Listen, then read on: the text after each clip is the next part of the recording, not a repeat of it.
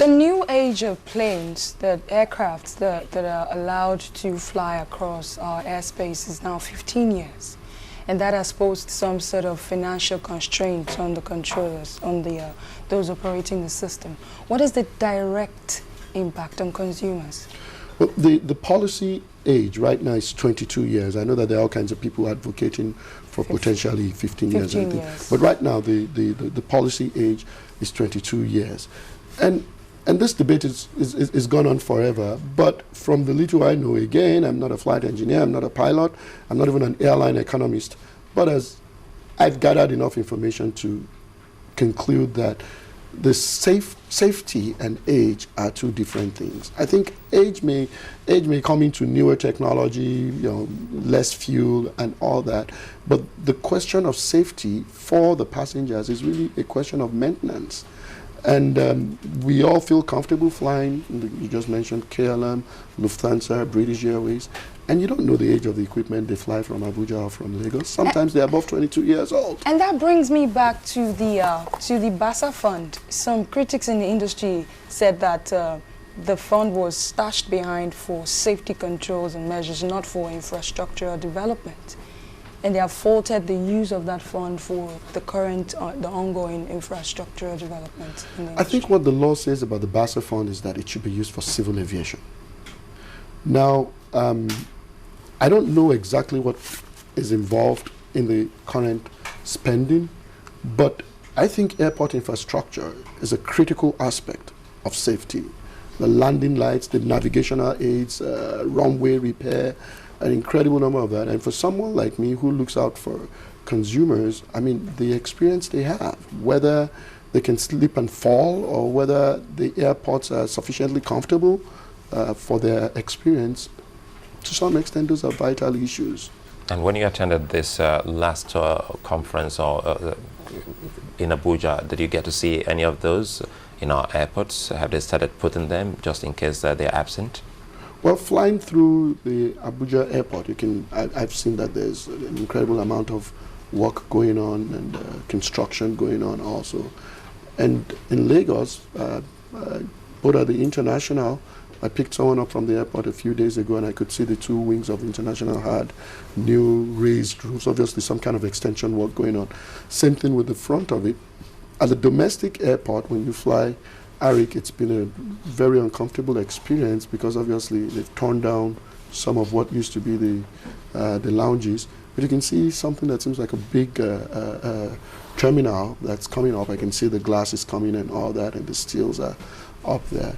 And I mean, it's inspiring that we can have a better facility, put that way. When we talk about aviation developments in the sector, we really can't close the show without talking about the consumer, which I want us to go back to the coroner inquest concerning the Dana plane crash. As a lawyer, people have been talking about compensation and some other issues, even though we know that the inquest is not set to look out for indictments, is to see to the true cause of that particular crash.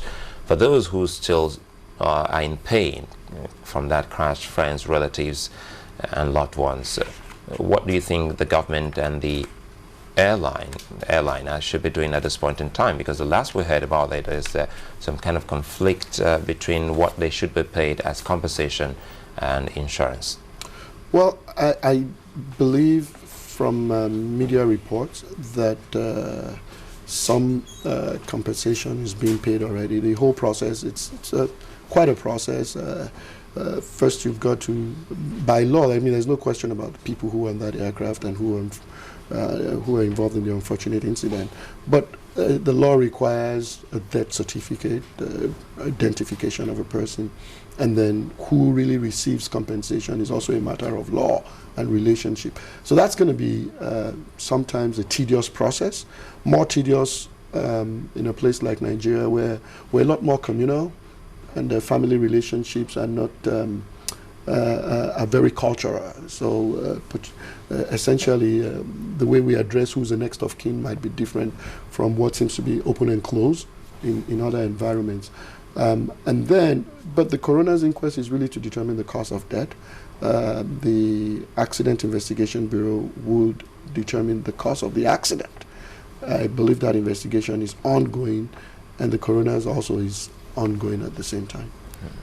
The way it is now, and just a quick one here, should we be hopeful that all will be well with the sector, or should we also be thinking of scrapping the ministry? Just as some have, I see a smile on your face. We've seen some coming up to argue that well, we shouldn't have the ministry or some agencies. The true question: should we be hopeful that all will be well? What are the options? We have to certainly be hopeful that all will be well, and I think that there are difficulties.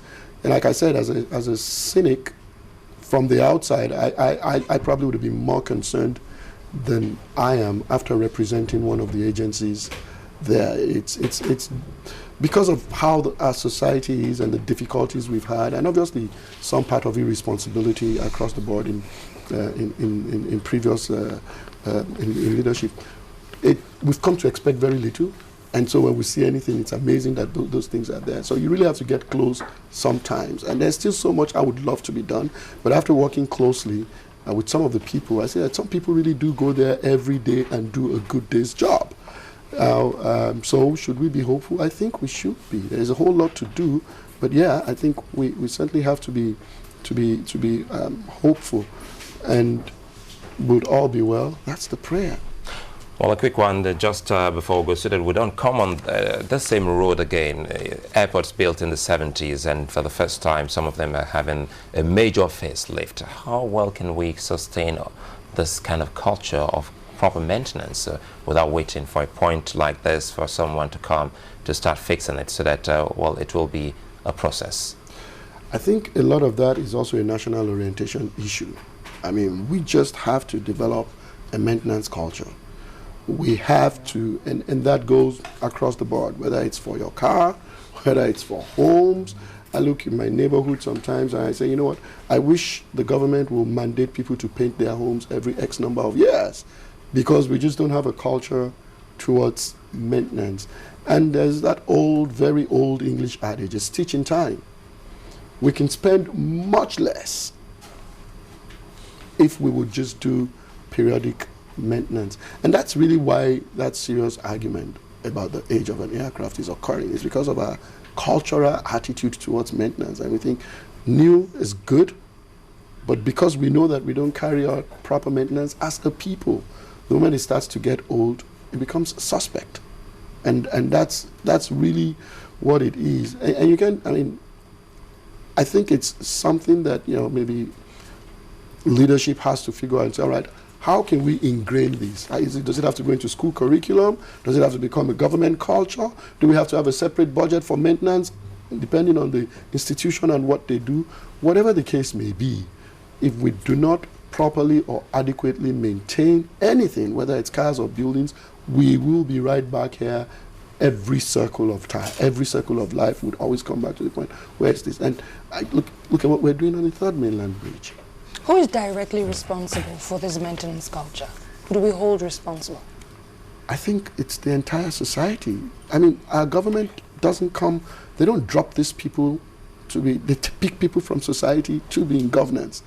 So if you want to fix it, either you've got to make sure that the people in society who have that view, so that those people are the people who go into government and do that work.